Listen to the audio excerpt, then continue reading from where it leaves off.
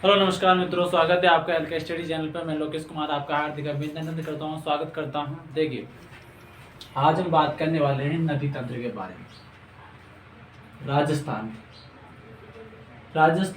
के नदी तंत्र के बारे में बात करने वाले हैं कि नदियां कौन कौन सी है, किस तरीके से बहती है, कहाँ कहाँ से वो निकलती है। नदियों में से जो क्वेश्चन बनेंगे तो वो क्वेश्चन बनेंगे आपके कैसे कि निम्न में से कौन से जिले से नहीं निकलती है, उपनाम क्या है। तो इनसे संबंधित आपके क्वेश्चन बनेंगे भाई। जैसे किसी नदी का नाम है, जैसे लूणी है, लवणवती भी कहते हैं उसको, आदि मीठी आदि खारी भी कहते हैं। तो ऐसे उसके क्वेश्चन बनेंगे आपके कि जैसे उपनाम से संबंधित क्वेश्चन हो गया। लंबाई से संबंधित क्वेश्चन आपके कभी नहीं बनेगा, क्योंकि लंबाई नदियों की कभी फिक्स नहीं होती है। ये भी आप आराम से समझ दें, नदियों में लंबाई से संबंधित क्वेश्चन आपके नहीं बनेगा। उपनाम से संबंधित क्वेश्चन बनेगा। निम्न में से कौन से जिले से गुजरती है, कौन से जिले से नहीं गुजरती है, ये क्वेश्चन बनेंगे आपके। कौन सी झील बनाती है, कौन सी सहायक नदियां हैं। सहायक नदियां आपको इंपॉर्टेंट याद रखनी पड़ेगी। ठीक है, बात करते हैं। देखो, सबसे पहले हम बात कर लेते हैं किसके बारे में कि नदियां कौन कौन सी प्रकार की पाई जाती है। देखिए, समझेंगे हम ध्यान से। ये अपना एक तरह से देख लीजिए, मैप बना देता हूं मैं इंडिया का। ये मैप हो गया, ठीक है। ये मैप समझे थोड़ा पहले। मैप समझने के बाद हम थोड़ी बात करेंगे आगे कि क्या है इसके बारे में। ये मैप हो गया, ठीक है। यहाँ पर तो है आपके अरब सागर। क्या है? अरब सागर। ध्यान से समझते जाना, आप सभी को पता होगा, नॉर्मल सी बात है। यहाँ पर है अरब सागर और यहाँ पर है बंगाल की खाड़ी। ठीक है, बंगाल की खाड़ी। ठीक है, यहाँ पर है अरब सागर, यहाँ पर है बंगाल की खाड़ी। ये मैप में आपको पता होना चाहिए कि किधर बंगाल की खाड़ी है, किधर अरब सागर है। ठीक है, राजस्थान कहाँ पर है? राजस्थान की हम अगर लोकेशन देखें तो यहाँ पर ये राजस्थान की लोकेशन है। ठीक है, यहाँ से जो नदियां निकलेंगी राजस्थान में, नदियां जो, अगर नदियों के प्रकार देखें हम तो 3 प्रकार की नदियां हमें दिखाई देती है। 3 प्रकार कौन कौन से हैं गुरुजी? एक नदियां तो वो हैं जो आपके अरब सागर में जाएंगी, मतलब जैसे निकली और आपके अरब सागर में चली। एक नदी तो वो होगी, या तो किसी मेन जो नदियां होंगी जैसे किसी की सहायकों के बन के जाएंगी या फिर डायरेक्ट जाएंगी। ठीक है, जैसे माही है वो डायरेक्ट जाती है। ठीक है, तो जैसे ये अरब सागर में जाने वाली नदियां। एक प्रकार तो कौन सा हो गया? एक प्रकार हो गया आपके अरब सागर में गिरने वाली नदियां। ठीक है, एक प्रकार तो आपका ये हो गया। एक है आपकी कुछ नदियां आपके बंगाल की खाड़ी से जाएगी। अब आप कहोगे कि बंगाल की खाड़ी में तो ऐसी कोई नदी नहीं है जो अपने डायरेक्ट जाती है, नहीं जाती। राजस्थान की ऐसी कोई सी भी नदी नहीं है, चाहे चंबल उठा लो, चाहे बनास उठा लो, कोई सी भी नदी नहीं है जो आपकी डायरेक्ट बंगाल की खाड़ी में जाती है। ये आपके किसी न किसी बस के द्वारा, किसी न किसी बस पे चढ़ के जाएगी, मतलब किसी नदी पे सवार होके जाएंगी। जैसे आपके यमुना की बात करूँगी, यमुना गंगा में मिलती है, चंबल किसमें मिलती है? यमुना में मिलती है, और चंबल में बनास मिलती है। उस हिसाब से देखें तो किसी न किसी के हिसाब से ये जाए। ठीक है, दूसरा प्रकार कौन सा हो गया? दूसरा प्रकार हो गया बंगाल की खाड़ी में, बंगाल की खाड़ी में गिरने वाली नदी। ठीक है, एक तो अरब सागर में गिरने वाली नदियों पढ़ेंगे हम राजस्थान के बारे में, एक हम पढ़ेंगे बंगाल की खाड़ी में गिरने वाली नदियों के बारे में। ठीक है, अब कुछ तीसरे प्रकार की मैं बात करूं। तीसरा प्रकार कौन सा है? तीसरे प्रकार में आपको समझना पड़ेगा, यहाँ पर कुछ ऐसी नदियां हैं जो अंदर ही अंदर प्रवाहित होती है, अंदर ही अंदर प्रवाहित होती है। मतलब एक तरह से मैं बात करूं,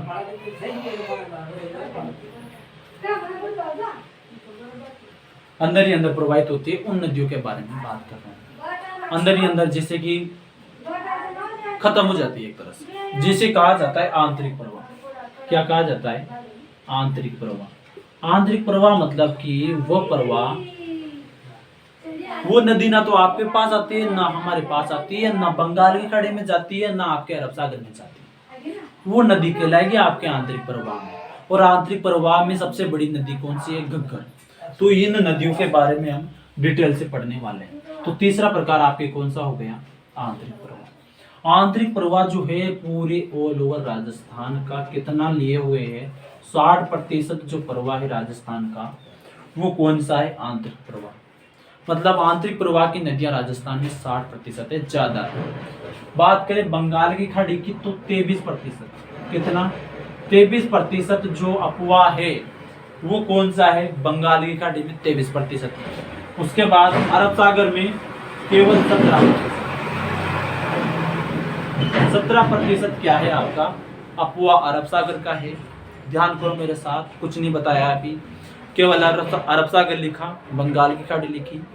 तीसरा बताया मैंने आंतरिक प्रवाह, पहला बताया मैंने अरब सागर, दूसरा बताया मैंने आपको बंगाल की खाड़ी। सबसे ज्यादा जो है वो आंतरिक प्रवाह है 60%, और अरब सागर जो 17%, और आपके बंगाल की खाड़ी 23%। ठीक है। अब आगे नेक्स्ट हम बात करते हैं कि आंतरिक प्रवाह ज्यादा है, तो सबसे पहले आंतरिक प्रवाह की हम बात कर लेते हैं। ठीक है। आंतरिक प्रवाह में सबसे बड़ी नदी आती है घग्गर।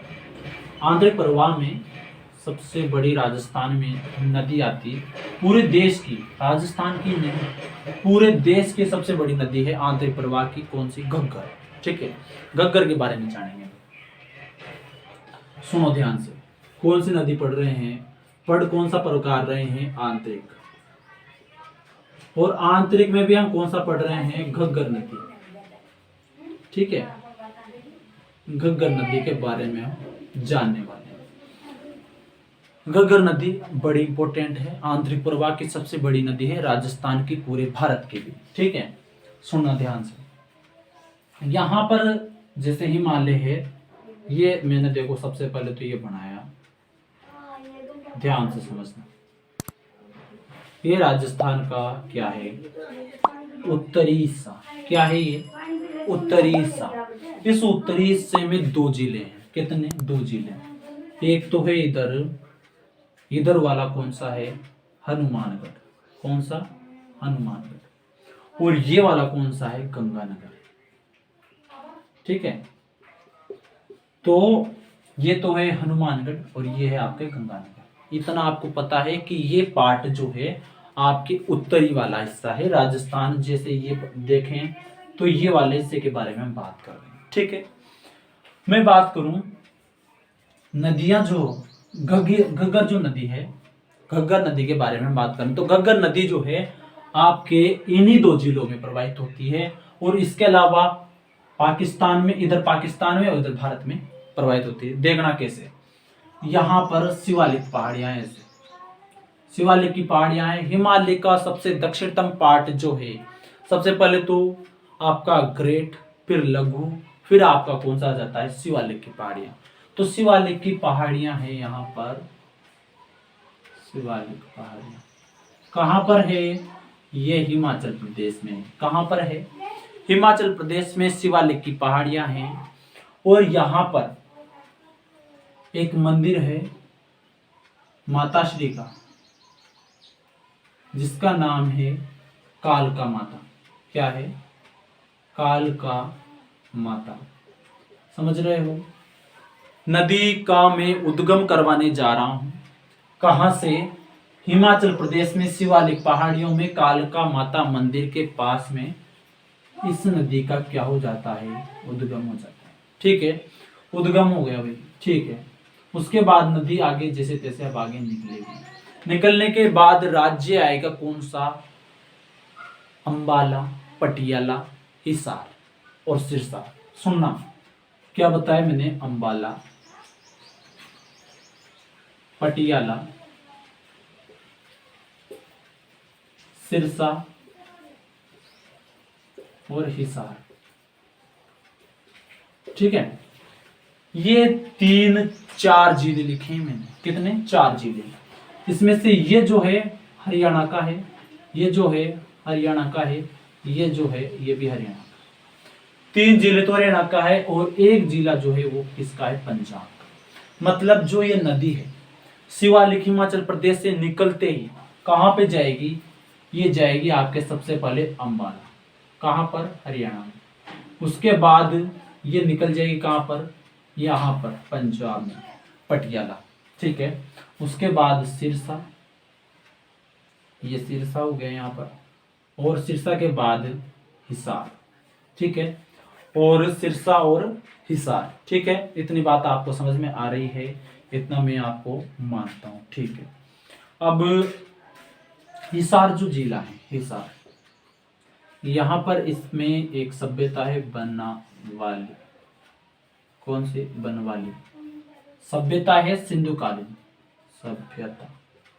ठीक है। इतना आपको ध्यान में रखना है। मतलब कि उद्गम हुआ कहाँ से? कालका माता मंदिर से, शिवालिक पहाड़ियों से। एक माता श्री है, उसका मंदिर है। उसके बाद अंबाला, पटियाला, सिरसा, हिसार, बनवाली, ये सभ्यता ध्यान में रखना। कहाँ पर है? हिसार में, हरियाणा, हिसार में, इस नदी के किनारे। ठीक है। नदी अब आएगी और राजस्थान में क्या करेगी? प्रवेश। राजस्थान में प्रवेश कहाँ से करती है? कौन सी नदी? आपके घग्गर नदी। कहाँ से प्रवेश करती है? ये प्रवेश करती है आपके, मैं यहाँ पे लिख देता हूँ, तलवाड़ा। तो गांव है, तलवाड़ा गांव। ठीक है। और टिब्बी तहसील, टिब्बी तहसील है। और जिला कौन सा हो गया? हनुमानगढ़। मतलब तलवाड़ा गांव, टिब्बी तहसील, हनुमानगढ़ से कौन सी नदी का प्रवेश हो गया? आपके घग्गर नदी का। ठीक है।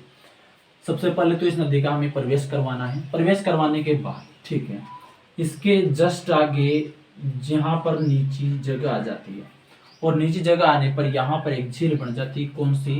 यहाँ पर एक झील बन जाती है, तलवाड़ा झील। कौन सी?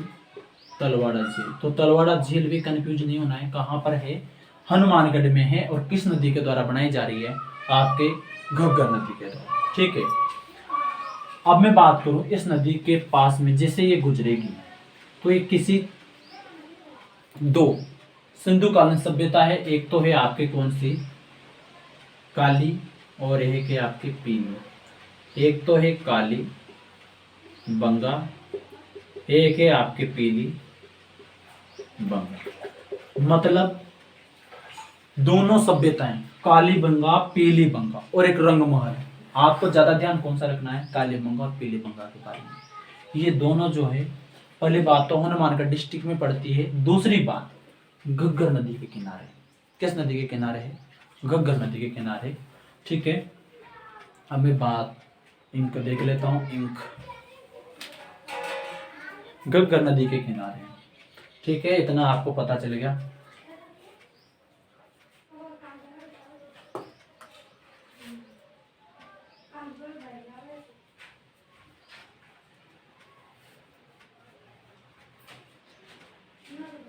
इंक डाल देते हैं।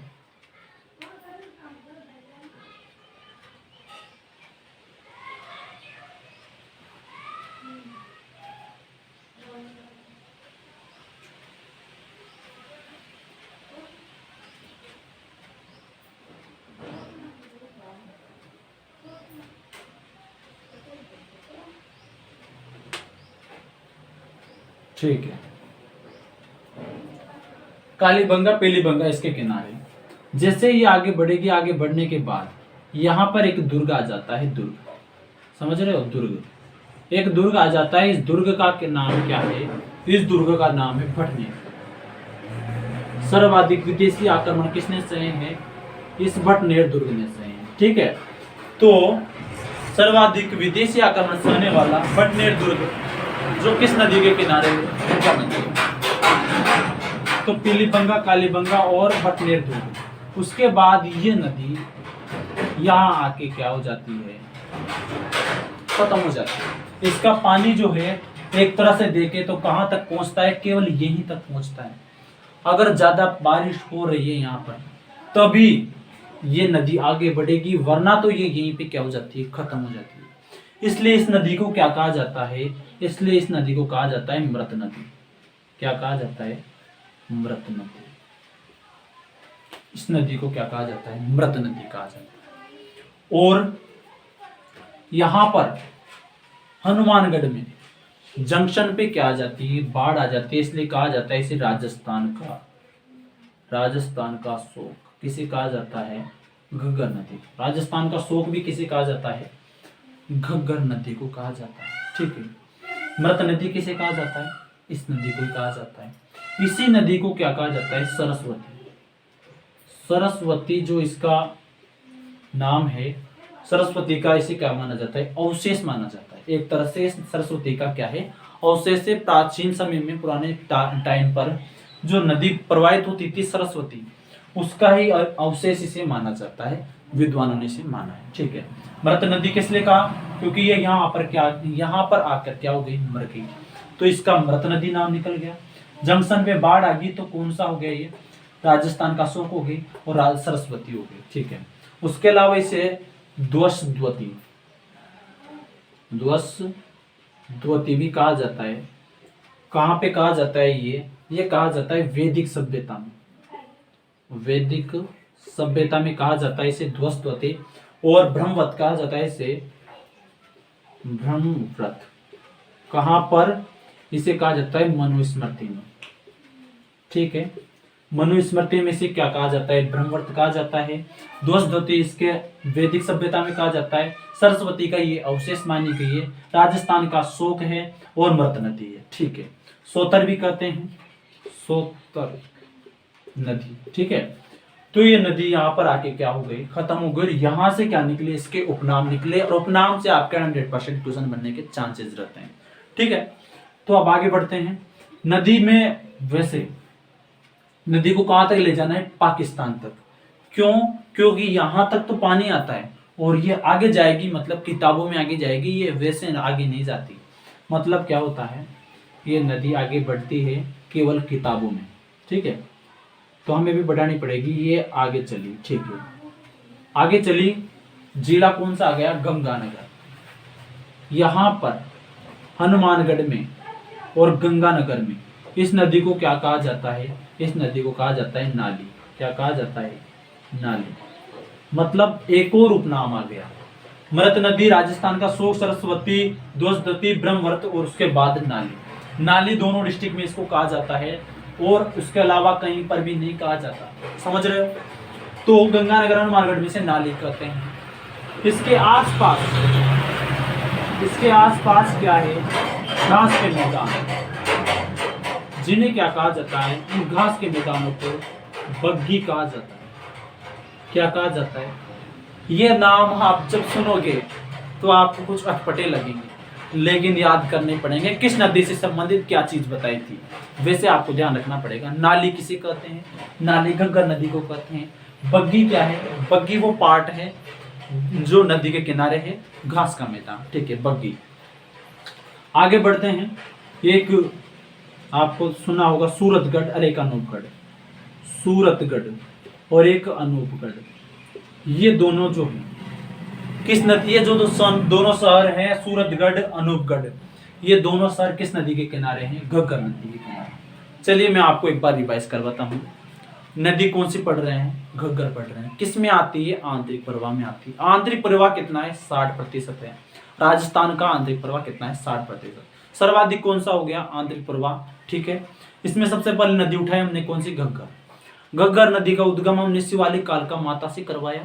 उसके बाद ये नदी आगे बढ़ी, अंबाला, पटियाला, हिसार और सिरसा, बनावली सभ्यता बताई, प्रवेश करवाया, तलवाड़ा झील बन गई। प्रवेश करवाते ही तलवाड़ा टिब्बी तहसील से प्रवेश हो गया। नदी आगे बढ़ी। नदी आगे बढ़ने के बाद आपकी काली बंगा, पीली बंगा किसके सभ्यता है? सेंधव कालीन सभ्यता। वो कहां पर है? इसके किनारे है। कहां पर? हनुमानगढ़ में। रंगमल सभ्यता भी कहां पर है? हनुमानगढ़ में। आगे बढ़ी, भटनेर दुर्ग आ गया। आगे बढ़ी, मरगी, मृत नदी कहलाई। उसके बाद आपके ये सोतर कहलाई। उसके बाद राजस्थान का शोक कहलाई। राजस्थान का शोक के बाद इसे क्या कहा जाता है? ध्वसद्वती कहा जाता है। इसे सरस्वती कहा जाता है। इसे और नाली भी कहा जाता है। राजस्थान में नाली कहा जाता है। और इससे इसके आसपास का क्षेत्र जो है बग्गी कहलाता है। ऐसे आपको याद करना पड़ेगा। ठीक है। आगे बढ़ते हैं। सूरतगढ़, अनूपगढ़ इस नदी के किनारे स्थित है। आगे बढ़ी, बढ़ने के बाद ये क्रॉस करेगी किसको? इधर तो बॉर्डर है, भारत पाकिस्तान रेड क्लिफ रेखा को ये पार कर गई, मतलब पार करते ही ये क्या हो गई, ये हो गई अंतरराष्ट्रीय नदी। अंतरराष्ट्रीय नदी, ध्यान रखना ये अंतरराष्ट्रीय नदी राजस्थान की एकमात्र ही है। तो इसलिए इंपॉर्टेंट हो जाता है अंतरराष्ट्रीय नदी कौन सी है। अपनी अंतरराष्ट्रीय नदी जो है राजस्थान में कौन सी है, घग्गर। ठीक है, अंतरराष्ट्रीय नदी। आगे बढ़ी, पाकिस्तान में से क्या कहा जाता है, हाकरा। इसके उपनाम बहुत हैं, उपनाम इसके बहुत सारे हैं। कहाँ से चले अपन, मृत नदी, सोतर नदी, राजस्थान का शोक, सरस्वती, ध्वजवती, ब्रह्मवत, नाली, उसके बाद हाकरा, अंतरराष्ट्रीय नदी, ये इसके उपनाम हैं। ठीक है, आगे बढ़े, यहाँ फोर्ट अब्बास कहां पर है, पाकिस्तान में है। फोर्ट अब्बास पाकिस्तान तक ये लास्ट ज्यादा से ज्यादा पानी आने तक जाती है, ऐसे नहीं जाती है। ठीक है, नदी की लंबाई जो है कुल टोटल 465 किलोमीटर, जो अपने यहाँ 120 किलोमीटर, मतलब राजस्थान में लंबाई कितनी है, 120 किलोमीटर। वैसे कितनी है, 465। इसलिए इसे कहा जाता है, क्या कहा जाता है, आंतरिक प्रवाह की भारत में सबसे लंबी नदी। सबसे लंबी नदी, लंबी क्यों, कहां से 465 जो किलोमीटर लंबाई कहां से है, आपके शिवालिक हिमाचल प्रदेश से लेकर कहां पर है, फोर्ट अब्बास पाकिस्तान तक है, मानी गई है। ठीक है, तो ये एक तरह से ये एक्चुअल नहीं है, लंबाई कभी नदियों की एक्चुअल नहीं होती, ऊंचाई आपके एक्चुअल होती है, लेकिन लंबाई में आप कैसे डिस्टेंस वो तो आगे बढ़ सकते। तो वैसे तो आपके ये एक तरह से 465 किलोमीटर इसकी लंबाई है। तो भारत की सबसे लंबी नदी वो भी कौन सी, आंतरिक प्रवाह की कौन सी है, घग्गर। ठीक है, तो इसलिए क्या कहा जाता है इसे, और राजस्थान में इसकी लंबाई 120 किलोमीटर है। कहां से लेकर प्रवेश करी और एग्जिट हुई, जहां से लेकर। बात करें इसमें आगे, तो ये कितने राज्यों में बहती है, राज्य, राजस्थान में बहती है। ठीक है, उसके बाद पंजाब में बहती है, हरियाणा में बहती है, और उसके बाद हिमाचल प्रदेश से निकलती है। तो 4 स्टेट जो हैं, 4 स्टेट में ये क्या है, प्रवाहित होती है। कौन कौन से, राजस्थान, पंजाब, हरियाणा और हिमाचल प्रदेश। ठीक है, बात करें कितने देशों में प्रवाहित होती है, तो भारत और पाकिस्तान में ये प्रवाहित होती है। ये भी आप ध्यान में रखें। ठीक है, रह जाएगा ध्यान में, बोर्ड पूरा भर चुका है, बातें अपनी पूरी कंप्लीट मैं कर चुका हूं। ठीक है, एक बार फिर से मैं रिवाइज करता हूं, कुछ बताता हूं आपको, सुना। सबसे पहले तो नदी उठानी है, कौन सी, घग्गर, शिमला से, कालका माता, शिमला में ये है, कालका माता मंदिर जो है शिमला में ही है, तो वहां से इसका उद्गम होता है। आगे ये बढ़ती है, बढ़ने के बाद अंबाला, पटियाला, अंबाला, पटियाला, हिसार और सिरसा, 4 जिले। उसके बाद आगे बढ़ी, प्रवेश करवा दो, आगे बढ़ी काली पीली, बडनेर, दुर्ग, उसके बाद अनूपगढ़, सूरतगढ़, बग्गी, क्या है इसके आसपास का मैदानी प्रदेश जो जिसमें घास उगी है। नाली से दोनों जिलों में कहा जाता है, राजस्थान में से नाली कहा जाता है। आगे बढ़ी हाकरा, अंतरराष्ट्रीय नदी, ध्वजवती, ये इसके उपनाम में, कुछ थोड़े बहुत याद कर लेना। Thank you. आगे हम पढ़ेंगे कौन सी नदी, इसके अगले वाली कांतली नदी। ठीक है, थैंक यू।